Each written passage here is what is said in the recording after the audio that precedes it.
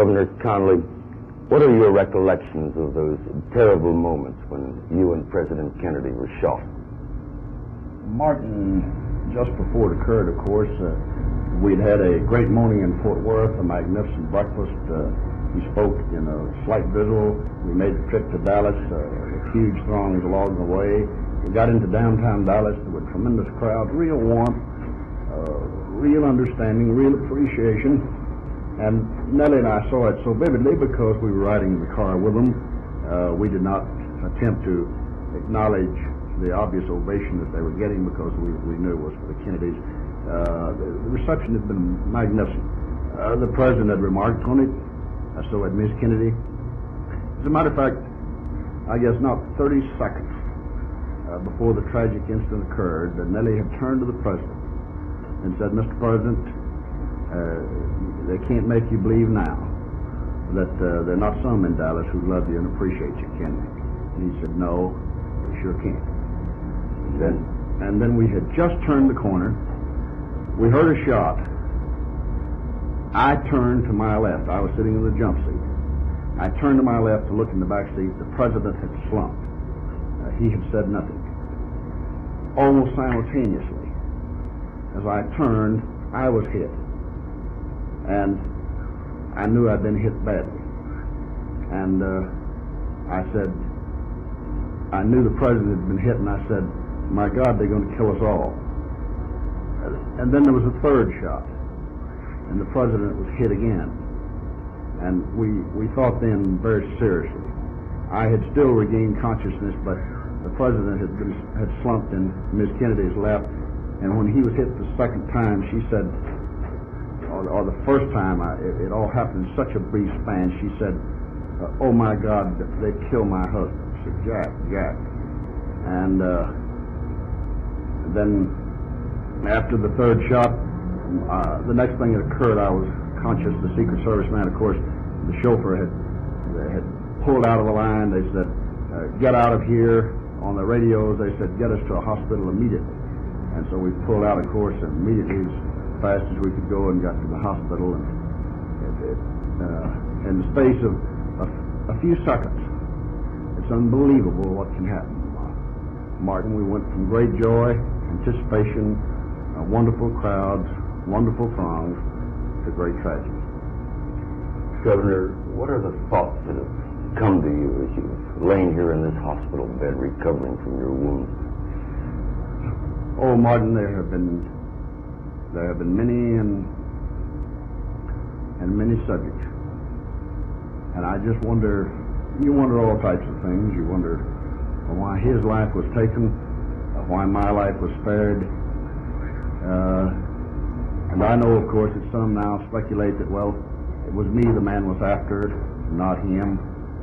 Of course, I have been campaigning all over Texas, all last year for 11 months, all this year riding parades, horseback, in cars, open cars, on street corners. I could have been an easy prey for anyone with no security, whatever. So I don't place any stead in this, except I think the man did what he intended to do. Shoot both of us. And that's the only thing I can think. What other reflections have you had, Governor?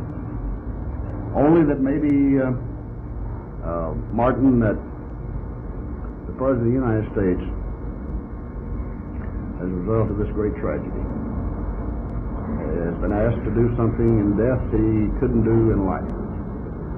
And that is to so shock and so stun a nation, the people, and the world, of what's happening to us, of the cancerous growth that's being permitted to expand and enlarge itself upon the community and the society in which we live, that breeds a hatred, a bigotry, an intolerance, an indifference, a lawlessness,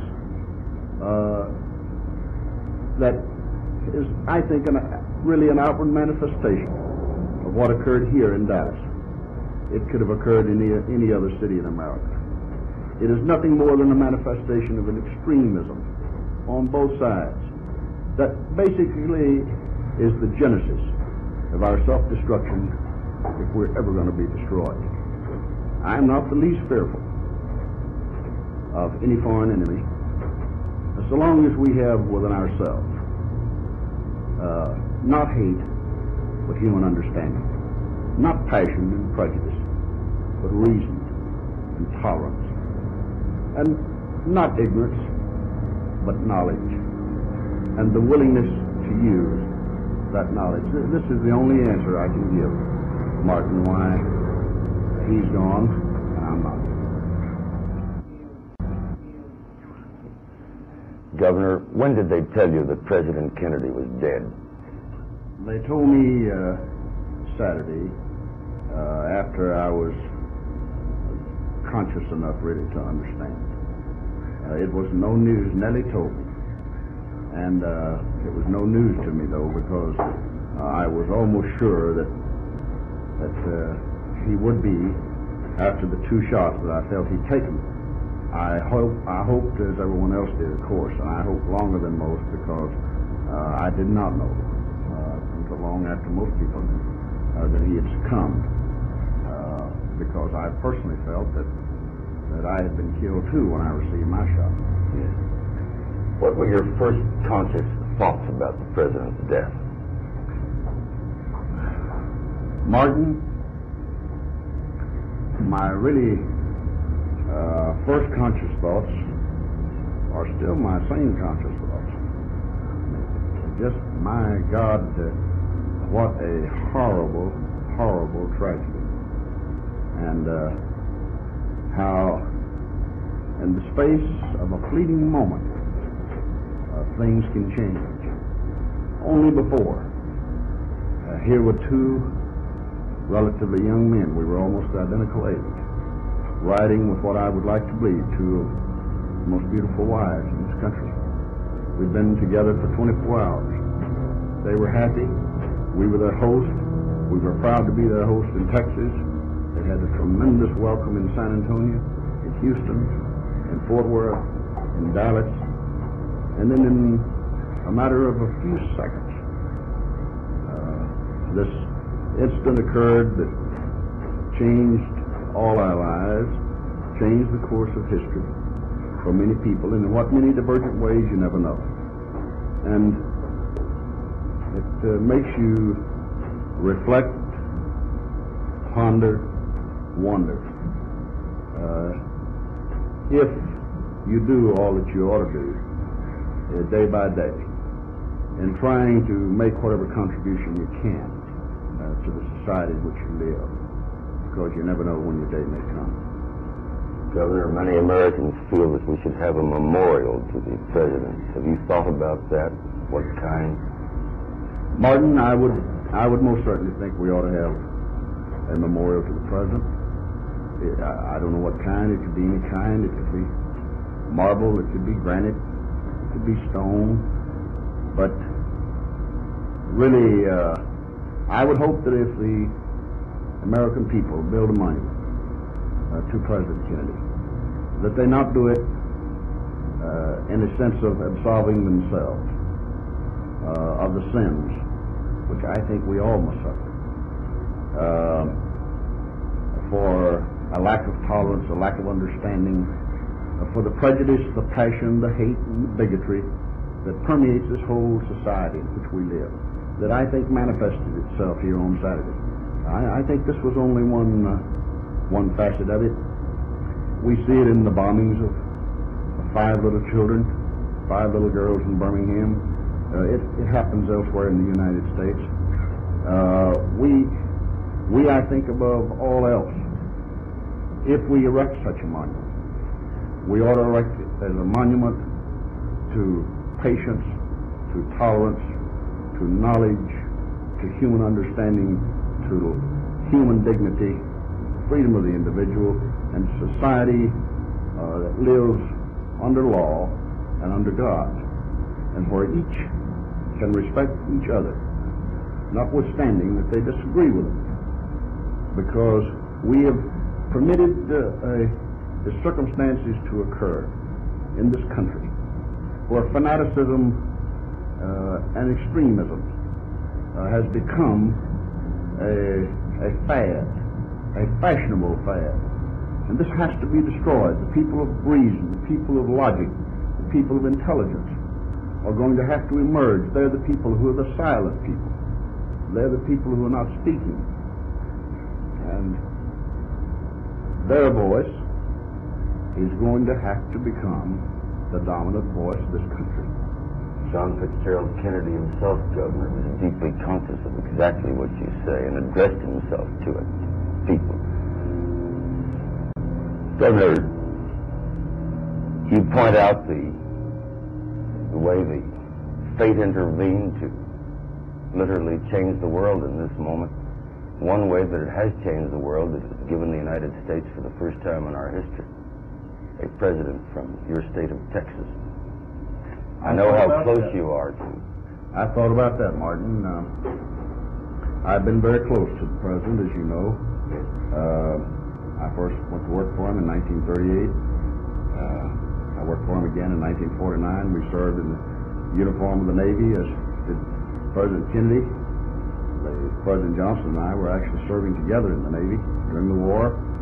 And I thought how ironic that, in spite of the fact that I'd managed his campaign unsuccessfully for the presidency, that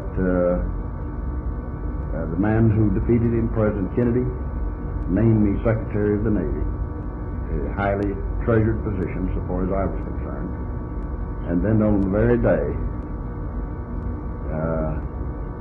that the president was assassinated and that I was wounded, the result of that was that Mr. Johnson became the President of the United States. And a rather strange set of circumstances. Tell us something about Lyndon Baines Johnson, Governor. Martin, he is a person of many complexities, really. He is a person who will be viewed by some as being perhaps unlettered, and in some ways he is unlettered. But in other ways, he's probably as literate a person as you'll ever see in your life. As literate in terms of the understanding of human nature. He will not be the most well-read person you will ever know, but he will have a human instinct that I think will almost surpass any other person that you'll ever encounter. He is a person of great charm, of great poise. At times, and yet at times he can be almost brusque and rude. Always determined, always firm, always a man of his convictions, an indomitable and indefatigable worker, working always for perfection. Wouldn't you say that's a pretty good analysis of him, sweetheart? Those are the qualities that I would offhand think of, Martin, and I would point out first. I think, naturally, since he is now the President of the United States, that I should also point out that I think it can be fairly said that no man ever really assumed the burdens of that office. In many ways, better equipped than he. Now, that'll come as a strange statement, I'm sure, to some people in this country, but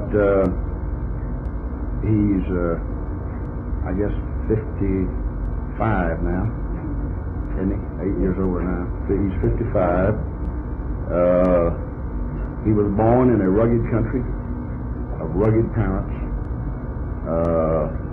Saw many hard times. They can be even, I would say, poverty-stricken times. His days of his schooling were arduous. He did it himself. He pulled himself up by his own bootstraps. He's worked with people of many nationalities, of many languages, of many economic views, and many economic levels. I think he understands the heartbeat of this nation, probably as well as any man that's ever been president of the United States.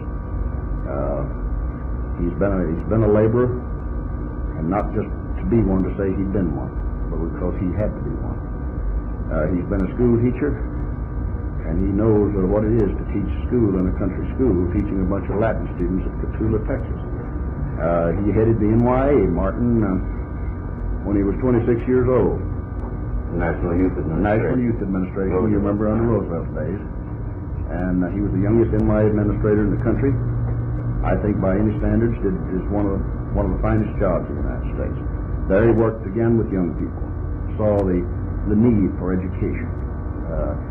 He has again this concept of the needs of youth and what it means and what contribution you can make to young minds and what those young minds can contribute to the welfare of this nation.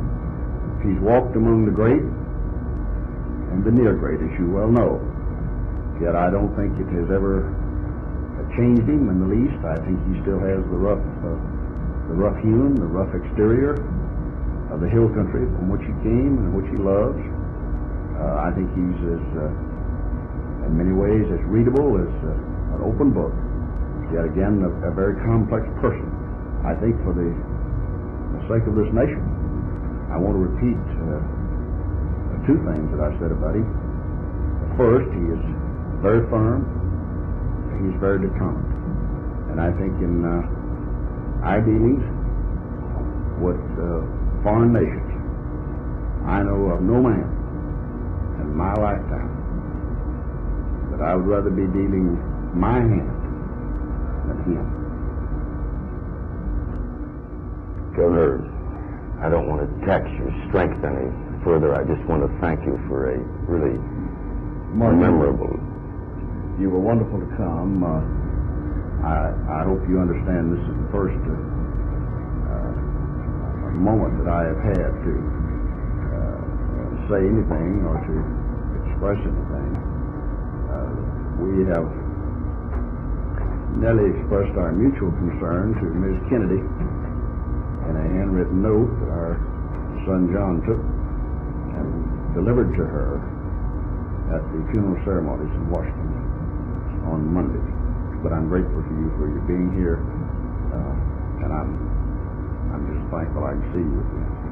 Thank you, Governor, and I'm so glad you're all right. And may I say to you, Mrs. Connally, that I want you to know how all through the nation everyone admires the grace and the courage of which you conducted yourself in these terrible moments. Thank you. Thank you, Mark.